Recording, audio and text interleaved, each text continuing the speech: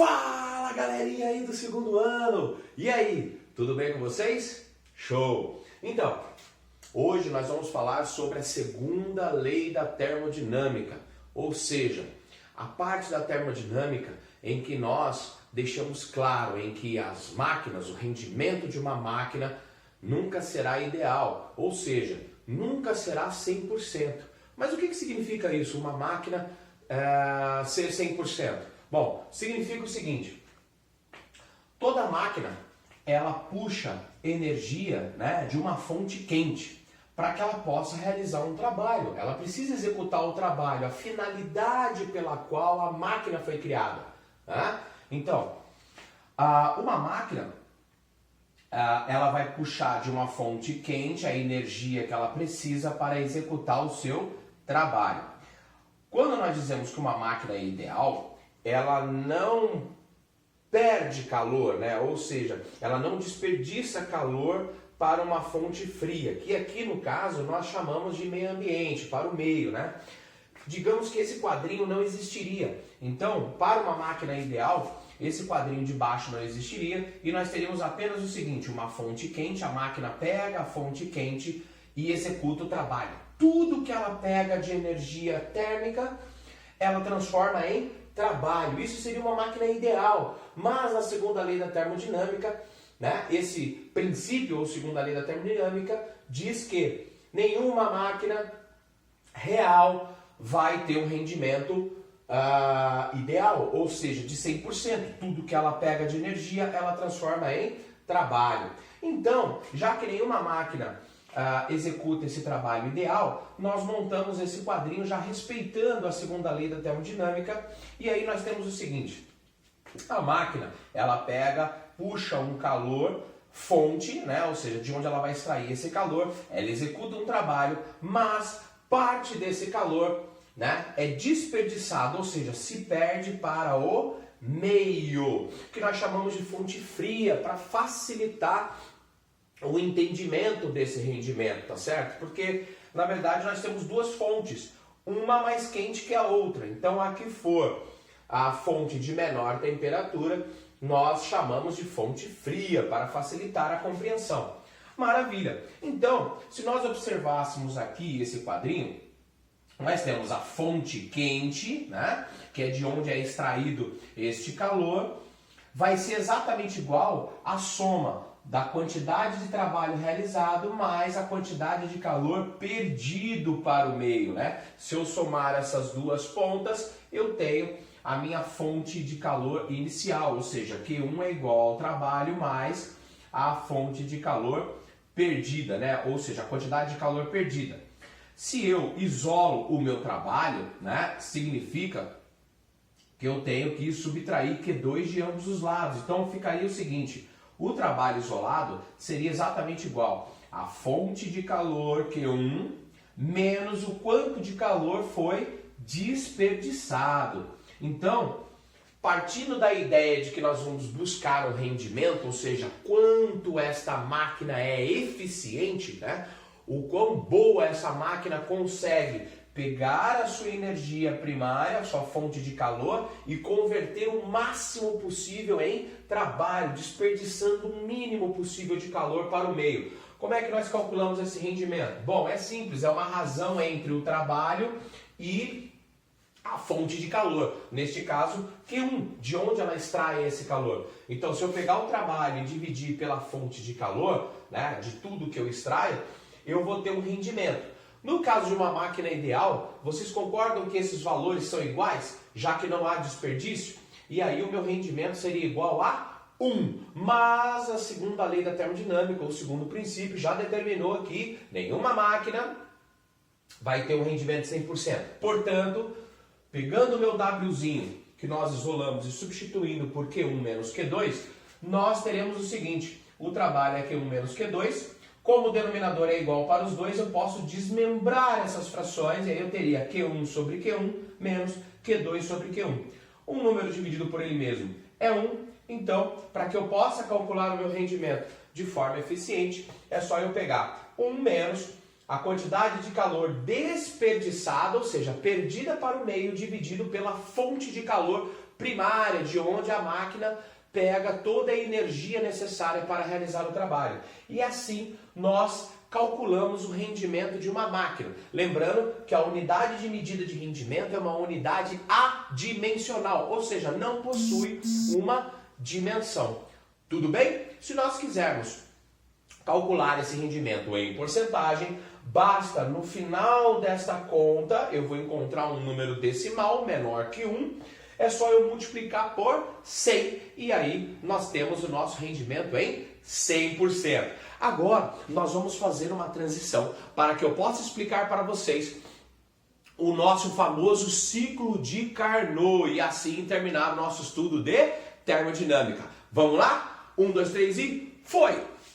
Pô! Voltamos aqui com o nosso ciclo de Carnot e eu fiz um gráfico bem grande para tentar facilitar a compreensão desse ciclo de Carnot, né? Eu falei num vídeo anterior, né, sobre a primeira lei da termodinâmica, mostrei diversos gráficos, né? E aqui nós temos uma ideia de um gráfico cíclico, para dar a ideia de um ciclo, né? Aonde eu tenho os meus 4 pontos. Maravilha! Eu também falei de um gráfico de pressão em relação ao volume, quando a expansão é isotérmica, né? Quando acontece uma transformação isotérmica. Nós temos linhas, né? Como se fossem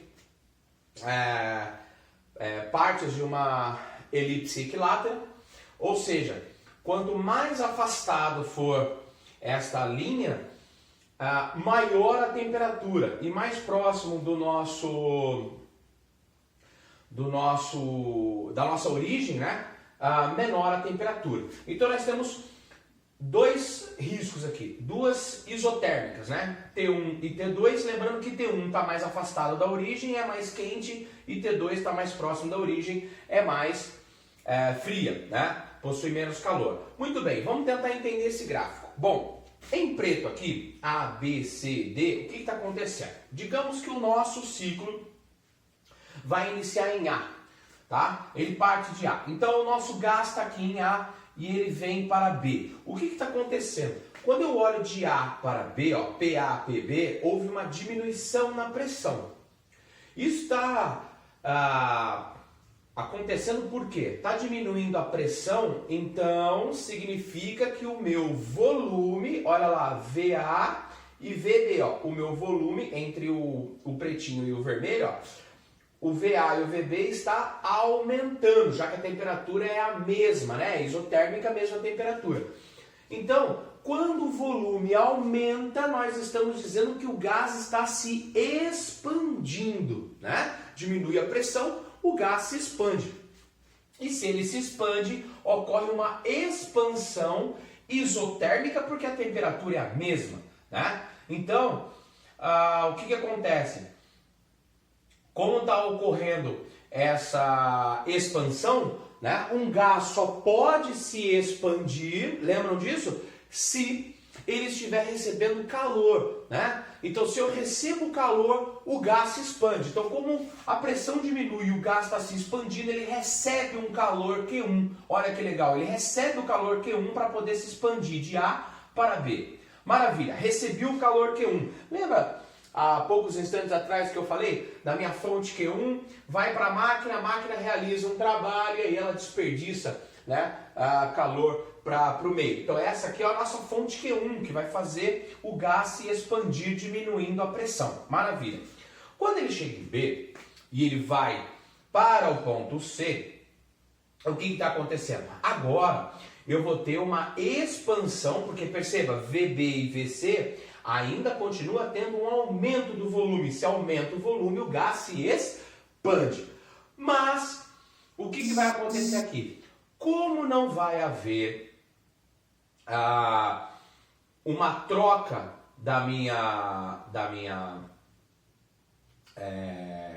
do meu calor com o meio, né? Nós dizemos que é uma expansão adiabática, não vai ocorrer uma troca de calor com o meio.